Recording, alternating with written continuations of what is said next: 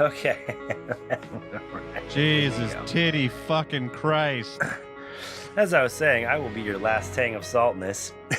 Saltiness. Salt and boca? So we're gonna... Salt cod. Where are you gonna get that in Seattle? Oh. Where are you gonna get that? Hey. So yeah, I'm a little out of sorts. I am at my best when we're watching a show and talking about the show. That's my favorite thing to do on this, is to watch and talk. So, the last 5 months has been pretty easy going for me. We can argue whether the show is the best show ever or whether Jeremy hates it. But that's beside the point. We are gonna talk about some books. I have moved on to Shadow Rising. I am on about chapter 5 right now. I had a good start on it, and then the holidays hit, and blah blah blah. But that's okay. We got plenty of stuff to talk about. We are going to, just for everyone out there, we're going to cut back our releases a little bit. We're sorry for that, but we're kind of a hit show when The Wheel of Time is on Amazon. Like Thank the Light is I dare say kind of popular, but our off-season numbers are not great. So we can work on it. Normally I don't want to show I don't want to lift the kimono too far, but the fact that we are primarily started this podcast because of the show, and we do well during the show. So during the off season, we're going to cut back a little bit. And if you have a problem with that, write in. Tell some friends, tell some neighbors, join the Patreon, send some questions, give us some interesting stuff to talk about. We're going to have to start jumping ahead pretty soon. I don't think we're going to be able to go through these books chapter by chapter, no matter how long the show stays on the air. So if you got some chapters you want to talk about out there, we're more than happy to jump ahead and have some fun with that. Absolutely. So you're in the beginning of the Shadow Rising, and they're talking about how season 3 will cover a lot of the Shadow Rising. I'm curious how they're going to get from where they're at, basically at the end of Great Hunt, to skipping more or less a whole book. They're not skipping, obviously, but it's gonna go. I'm curious to see. Obviously, I have no idea.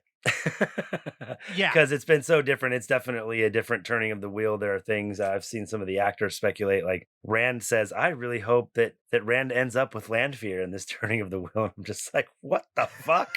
No, Rand, what? He's like, but I mean, his explanation was pretty good. He was like, I think she's the one person that understands Lews Therin and what he's been through. Whether her motivations are altruistic or more selfish, that would remain to be seen on how Randy Jafkins decides to tell the story. So you know what happens to them in the long run, I don't know, but I would pay money to see those two actors fuck. So.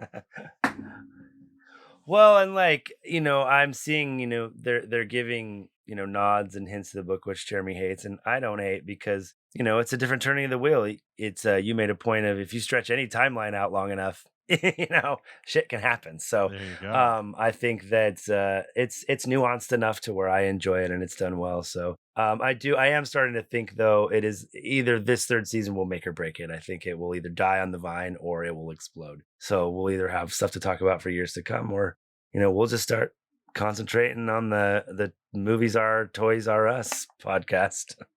Yeah, we will talk about that in a minute. Yeah, and the rant that got cut off there, which I will air in its entirety, but I'll just catch you up on real quick, that's my biggest concern, is that the show goes away.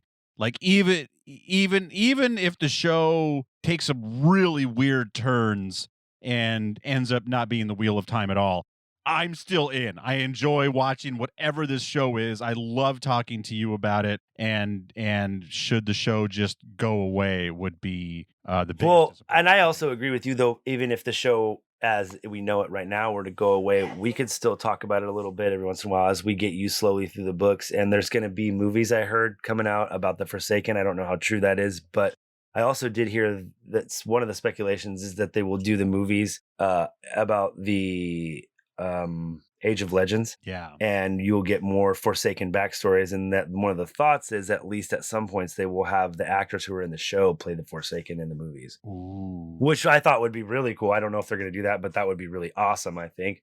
Gives you some real continuity and some real storytelling, I think. Do you get the sense that if the show doesn't get past season 3, that the movies are still going to carry on? Is there a long con with or without this show? I feel like they are okay.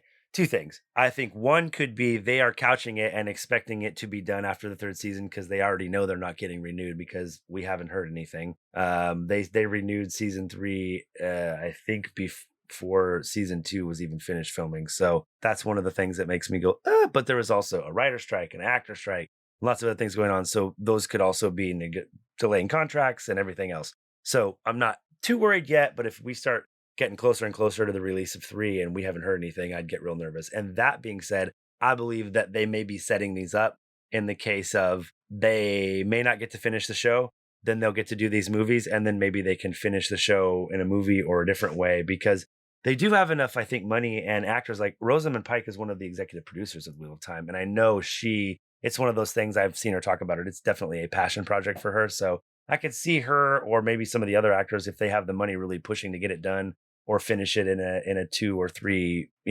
episode movie or something like that. But I honestly think that one of the reasons they're doing that is because they're preparing for in case it stumbles and doesn't get picked up after season 3, that maybe they have some more things that they can do with the property. I just hope they get a hint. I hope that if they're just like, yeah, season 3's it, I hope they can get ahead of it a little bit so they can either wrap it up somewhat. Obviously, you can't wrap up the whole story, but somehow wrap up season 3 in a way that makes sense, or at least cliffhang it in a way where picking it up as a movie makes a lot of sense. Yeah, or picking it up as a 3-episode movie or something would pick it up. I think that would be cool. And I do think that they have enough people behind it that love it, who are in it, that might actually be able to get it done. But, we'll see. And even maybe Amazon could do that. Amazon could be like, we've dumped enough money into this and it's pseudo popular enough.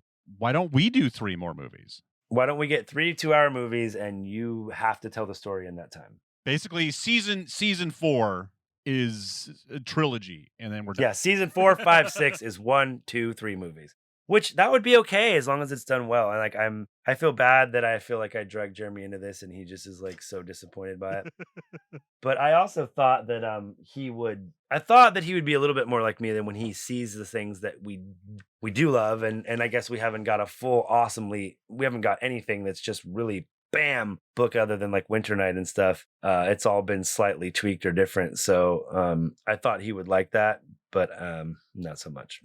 Yeah, and he doesn't suffer. That's one thing I've, in the little time that I've gotten to know Jeremy, which everything I know about Jeremy, by the way, everyone, I've learned on this show. He does not suffer bad cinema very well. And while I don't think it's that bad, even if it's less than perfect, he's like garbage. Let's say that he doesn't suffer his opinion of bad cinema well, because some of the things that he loves is fucking horrific cinema and he loves it. Whatever, to each their own. I don't care. Just saying, let's just clarify that a little bit. I love some terrible shit. I'm not one of those people like, I'm the classics. I'm this and that. No, I fucking love shitty music and shitty movies, and I like good stuff too, but there's a special place in my heart for terrible rap music and bad butt rock and all that kind of stuff. And so I guess while we're stumbling around the subject, I was going to wait a little while. But for those of you who do want more Jeremy, we are it's going to take us a couple weeks. I want to do it right, and I want to have a couple in the can before I start releasing. I got a lot going on this year, and so I don't want to be panic editing. As do we all. But we are starting a new project called Movies Are Us. And as the title would suggest, they are movies about toys. Or video games. But not toy products. We're not just going to watch. So anything you could buy at Toys R Us, if they made a movie about it, Transformers, Legos, video games, board games, and so. I mean, it's going to be loose, right? Like we were talking about doing Grandma's Boy because he's a video game designer. Yeah. So stuff like that. I think it'll be a lot of fun. I thought I'm like, the other day, you're like, give me a list. And I'm like, okay, cool. I'm like, hey man, that list I sent you is just scratching the surface. So I was and you're already thinking outside the box, which is like, that list made me so, when you brought down Grandma's Boys, I was like, boom, we fucking nailed it. We fucking nailed it. I want to get robot legs. The horror movie Ouija, like, yeah. Dude, Right? I thought Yeah. that's some good ones. And you know, it's another one, the free guy where he finds out he's like an NPC. Yeah. So I was like, I thought I was doing pretty good. I was like, hey, I think those will fit, and I think they'll be fun to talk about too. Tron. Tron, all the Trons. Yeah. Yeah. And like I said, we're gonna start where these movies started. We're gonna start our first episode. Like I said, it'll be probably about a month from when you hear this episode, give or take. We'll keep you posted. We'll probably even post it on this feed. Right. Just to get everyone hyped and just be like, this Probably the is first happening. 2 or 3, I would at least, yeah. But we're gonna start where the movie started with Super Mario Brothers 1993. Dude, there's so many good ones. There was like that. Is it Totally Wizard? I don't know. I think it's something like that with Fred Savage, which is like a Just Wizard. Is it just Wizard? There's so many. No, good ones, and then you're thinking of Star Wars slang, Star Wars slang. That's Totally Wizard. Totally Annie. Wizard Annie. The podcast was pretty cool. No, I'm super stoked about it because then, like I said, it leads into so many Star Wars things. You can do Rebels or any of the Star Wars. So many properties because they're all toys too. So because even though there was Star Wars first and then toys, that's the kind of fun we're gonna have with this podcast. If the movie made toys what they are today, right, we're gonna exactly. do it. No, I think it's gonna be a lot of fun, and I think that.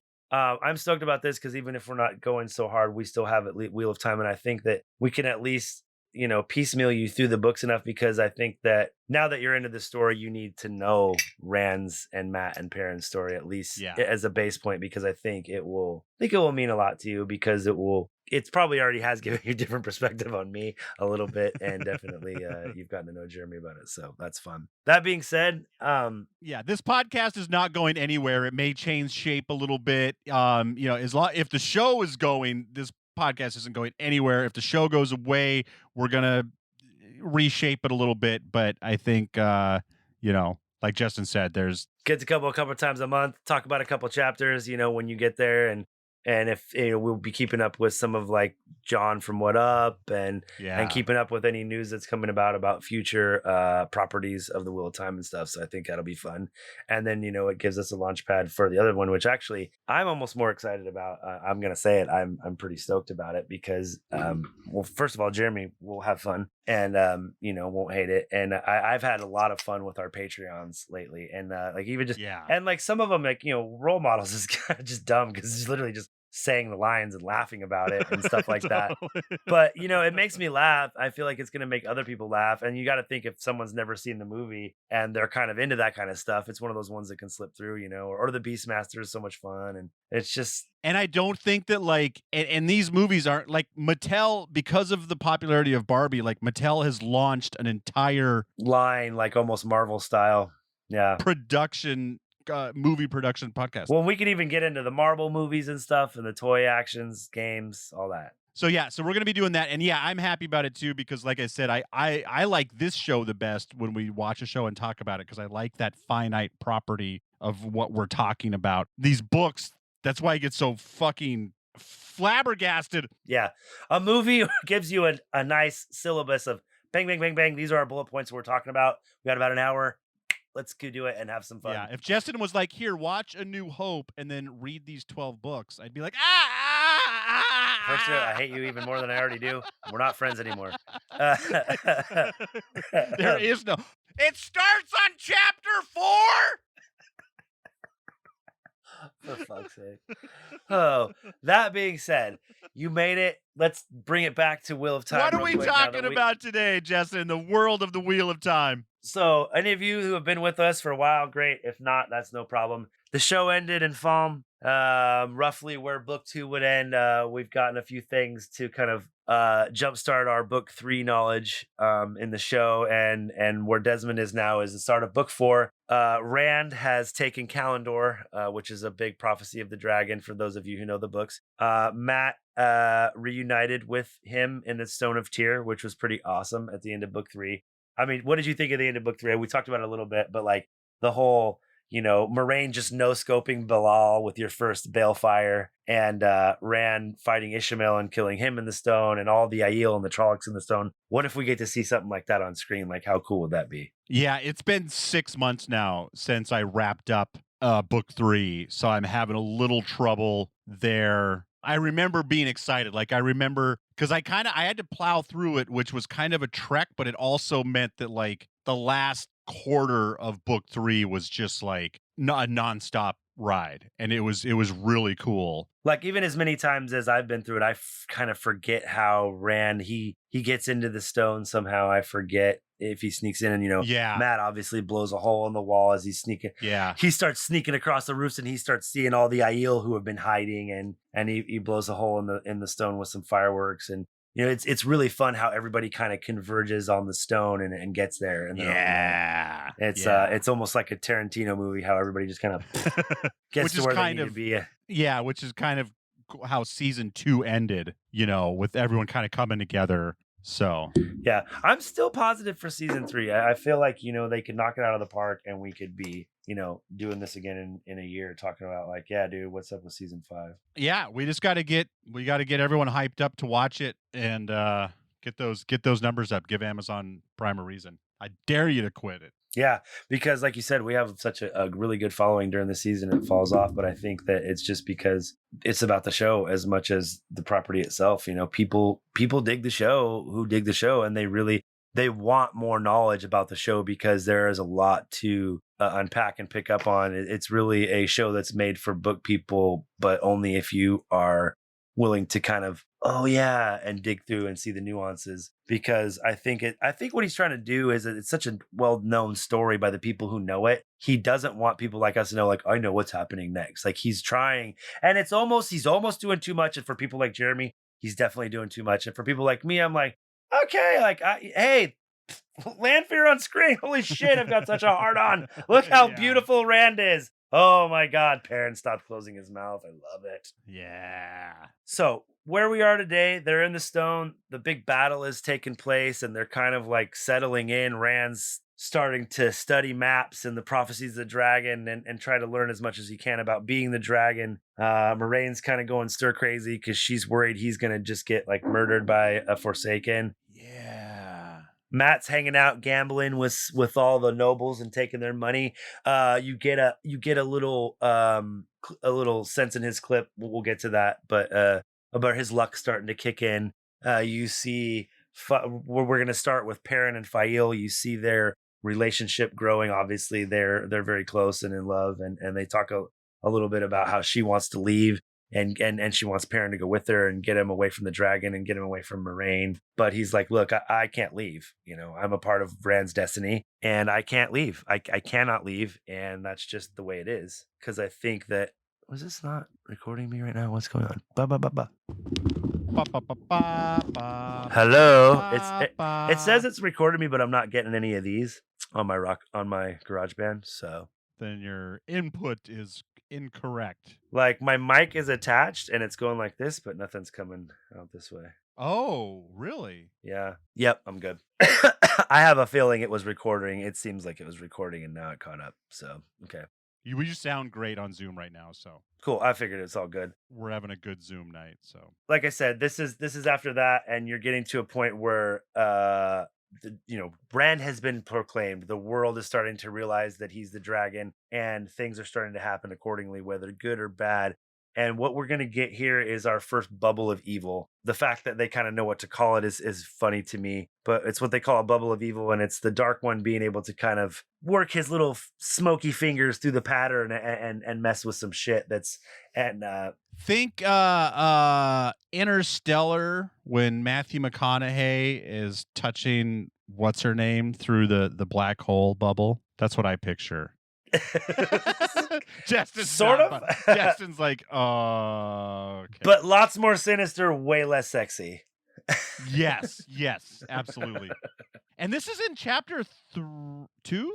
This is chapter 2. It's about 17 minutes into chapter 2 as we're going to start. We're about 3 minutes for Perrin and Fael. I did not get all the way through. I'm through chapter 5, people, but I wanted to re-listen to this just to be prepared. Like I said, it's been a couple weeks, and I didn't get through the whole chapter, but I definitely heard this part, and I'm excited to listen to it, and get it. Yeah. So they're walking and talking. Fael's kind of trying to womanly kind of manipulate Perrin to leave, and it's kind of going over his head. I will say this: I learned crossed arms under breasts is bad. Yes. from Robert Jordan. I thought it was a good thing till I was 20 years old. I was like, oh, I It's thought putting that was up a fun. shield. No. That's a shield. No, it means you're in trouble. You're in big trouble, sir. Yeah. And also, I wish I could be so calm as Perrin. Like, she slaps him in the face so hard. Well, he's always whenever he's with he just catches it and he's like, please don't do that again. Yeah, grabs her hand. Just like, oh my God, Jesus Christ. And like, it's so funny how much time Perrin is thinking about how much he wishes he was Matt when he's around ladies. I know. I bet Matt would know what she meant. You're like, what? I bet Matt could get in those panties. I mean, it's funny because they're all like that. Like, oh, Matt would know what to do, or Rand would know what to do. He was good with girls. It's so funny, like, you're idiots. So, like I was saying, Perrin is starting to realize the importance of like the Team Titans to Taviran's kind of thing. That they're all important. We kind of got a taste of that at the end of the last season. Like, it's not just about Rand. It is about the whole of the Eamon's Field 5, and then some. Obviously, it's really cute. Fael kind of thinks she understands what it is to be friends with Rand, and after this clip, you're gonna realize that she has no fucking clue what she got herself into. So that being said, let's get into it. Whirlpools in the pattern, 17 minutes and 20 seconds. Outside in the darkness, a cock crowed. Fael shivered. Importance, a cock crowed. My nurse used to say that meant a death coming. Not that I believe it, of course. He opened his mouth to agree it was foolishness, though he shivered too, but his head whipped around at a grating sound and a thump. The axe had toppled to the floor. He only had time to frown, wondering what could have made it fall, when it shifted again, untouched, then leaped straight at him. He swung the hammer without thought. Metal ringing on metal drowned Fael's scream. The axe flew across the room, bounced off the far wall, and darted back at him, blade first. He thought every hair on his body was trying to stand on end. As the axe sped by her, Fael lunged forward and grabbed the haft with both hands. It twisted in her grip, that's slashing cute. toward her wide-eyed face. Perrin's like, hold my beer. Barely in time, Perrin leaped up, dropping the hammer to seize the axe, just keeping the half-moon blade from her flesh. He thought he would die if the axe, his axe, harmed her. He jerked it away from her so hard that the heavy spike nearly stabbed him in the chest. It would have been a fair trade to stop the axe from hurting her, but with a sinking feeling, he began to think it might not be possible. The weapon thrashed like a thing alive, a thing with a malevolent will. It wanted Perrin. He knew that as if it had shouted at him. Who doesn't, right? But it fought with cunning. When he pulled the axe away from Fael, it used his own movement to hack at him. When he forced it from himself, it tried to reach her, as if it knew that would make him stop pushing. No matter how hard he held the haft, it spun in his hands, threatening with spike or curved blade. Already his hands ached from the effort, and his thick arms strained, muscles tight. Sweat rolled down his face. He was not sure how much longer it would be before the axe fought free of his grip. This was all madness, pure madness, with no time to think. "Get out," he muttered through gritted teeth. "Get out of the room, Fael." Her face was bloodless pale, but she shook her head and wrestled with the axe. "No, I will not leave you. It will kill both of us." She shook her head again. Or maybe I'll kill you His throat. with an axe by my accident. Why didn't you tell Layla to leave the room? Holding the thing one-handed, the twisting haft burned his palm and thrust Fael away. She yelped as he wrestled her to the door. Ignoring her shouts and her fists pounding at him, he held her against the wall with his shoulder until he could pull the door I love open and that. shove her into the hallway. Slamming the door behind her, he put his back against it, sliding the latch home with his hip as he seized the axe with both hands again. The heavy blade, gleaming and sharp, trembled within inches of his face. Laboriously, he pushed it out to arm's length. Fael's muted shouts penetrated the thick door, and he could feel her beating on it, but he was barely conscious of her. His yellow eyes seemed to shine as if they reflected every scrap of light in the room. "Just you and me now," he snarled at the axe. "Blood and ashes, how I hate you." Inside, a part of him came close to hysterical laughter. Rand is the one who's supposed to go mad, and here I am talking to an axe. Rand, burn him. Teeth bared with effort, he forced the axe back a full step from the door. The weapon vibrated, fighting to reach flesh. He could almost taste its thirst for his blood. With a roar, he suddenly pulled the curved blade toward him, threw himself back. Had the axe truly been alive, he was sure he would have heard it cry of triumph as it flashed toward his head. At the last instant, he twisted, driving the axe past himself. With a heavy thunk, the blade buried him in the door. He felt the life, he could not think what else to call it, go out of the imprisoned weapon. Slowly, he took his hands away. The axe stayed where it was, only steel and wood again. The door seemed a good place to leave it for now, though.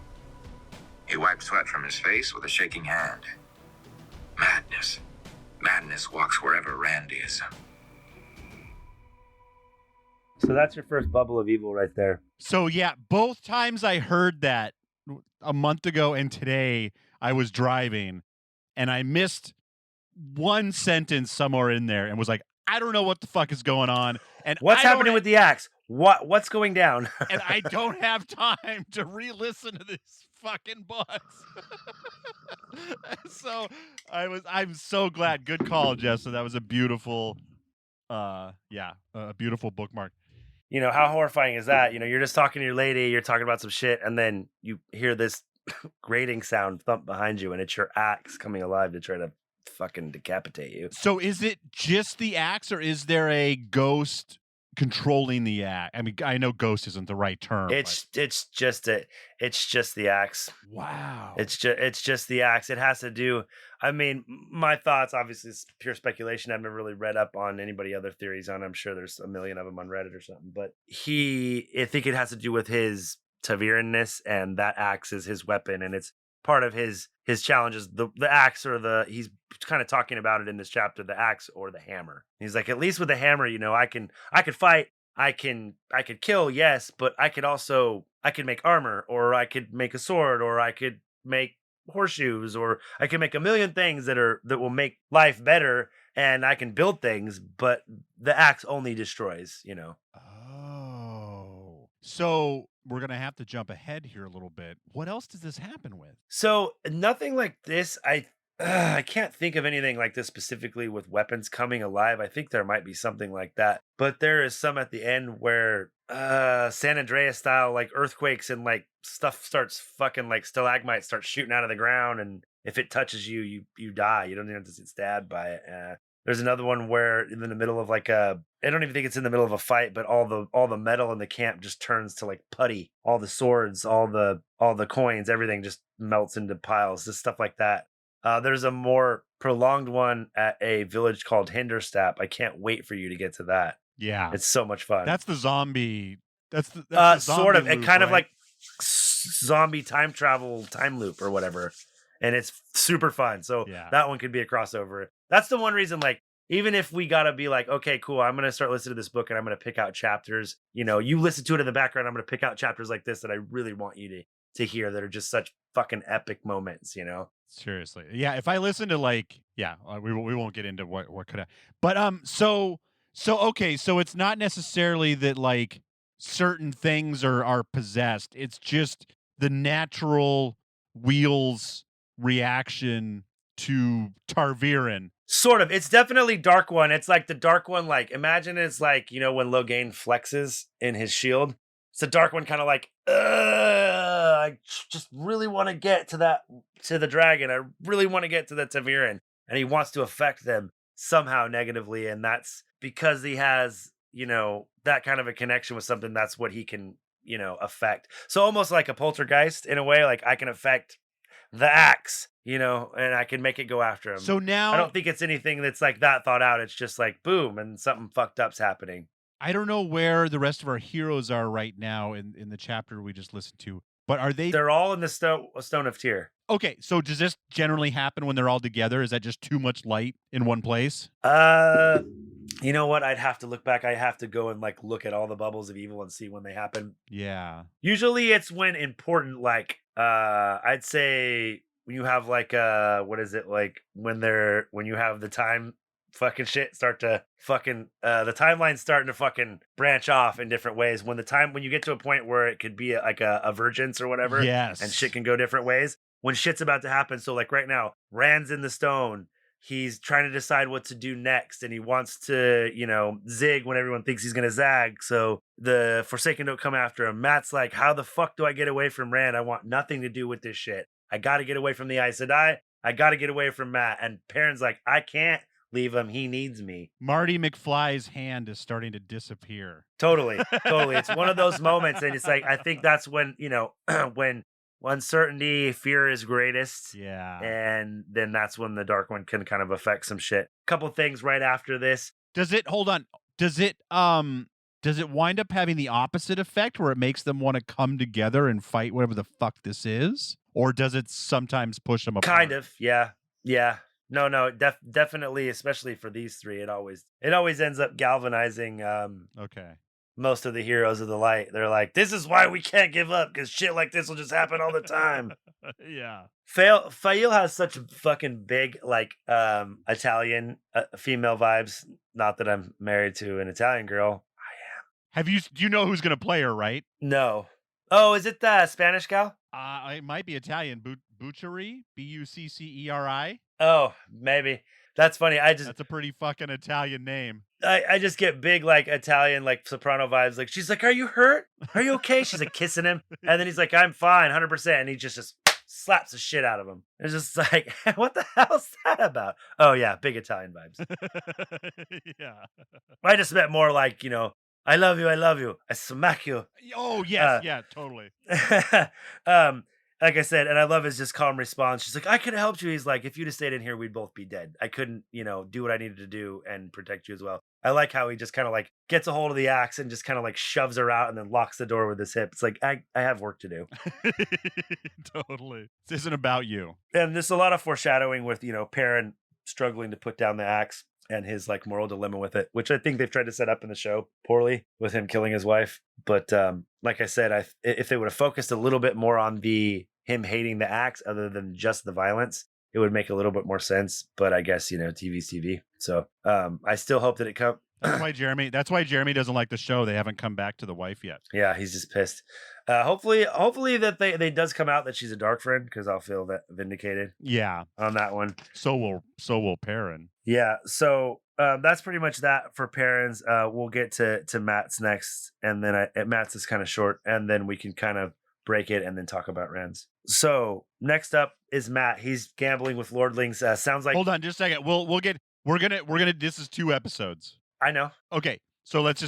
I was gonna do Matt and Perrin and then Rand. Have we been talking too long? You want me to just do Matt? I think so. Okay. I think because we're gonna end up talking like 40 minutes. Like, there's no way we get to the next one in. Okay. I mean, do you think we can actually get through the next one in 10 minutes? Like, I don't. We always say we can, and we. I think so, because Matt's is really short. We're gonna talk about Matt's luck. We're gonna talk about Matt's luck for an hour, dude. You know it. Okay. All right. Well, we'll just see. We'll just be see. realistic. Right. I like. You save that. Well, which one would be better? Do you want to talk about Matt's luck next time, or do you want to talk about Rand next? No, time? let's go, Matt. We'll talk about Rand next time. Okay. Well, let's just let's just talk about this for 2 more minutes then.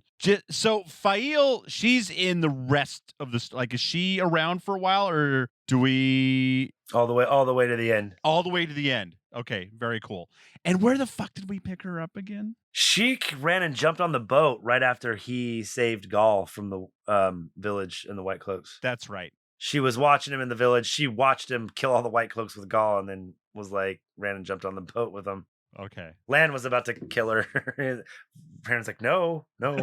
Awesome. So everyone out there, this may be the end of our episode. Maybe Justin will prove me wrong, and we'll bang out the next one, and we'll end up doing 3 chapters today. I don't know, but we're gonna keep. What time you want to be done by? 9:30 or 10? 9:30. Okay, cool. Like, we don't have to be off the air at 9:30, but we need to be wrapping up hardcore. Just Matt then. I don't want to. But yeah, we had a slow start tonight, so that's part of our problem. This one may be a little shorter than most, but we're just going to kind of try to keep it tight and get through the books. And I'll have more questions as we go on. This one, like I said, I've been trying to read and I have read, but it seems like a month ago since I've read this. So I'm a little short on questions. I need to catch up a little bit, but yeah, we just kind of want to talk about the books and keep it going forward. And if you happen to be with me, if you're riding this train with Des and you're kind of not necessarily reading along with us, but you're not like Justin and you haven't read all these books 100 times in the last 20 years. let us know. Like, how is your journey through it? How is it continuing with the books? Where are you in the books? How are you feeling? Please, like I think like I said, we're we're a nice, we got a nice off-season group going. So I would love to communicate more. And if email is just way too archaic for you, send Justin a DM on tweet at me, DM me, whatever. Yeah, at Parched Ailman, at Parched Ailman, Wolf Brothers at Parched Ailman. That is Wolf Brothers at Parched Ailman. And thank the light. And as I always say, that's why the cock crows. May you always find water and shade, and you know the cock means that death is coming. So why would anybody say rooster when you can say cock? Nobody would. Nobody would. Do that. No one. Perrin would. Perrin would. You're right. Perrin. Jeremy would.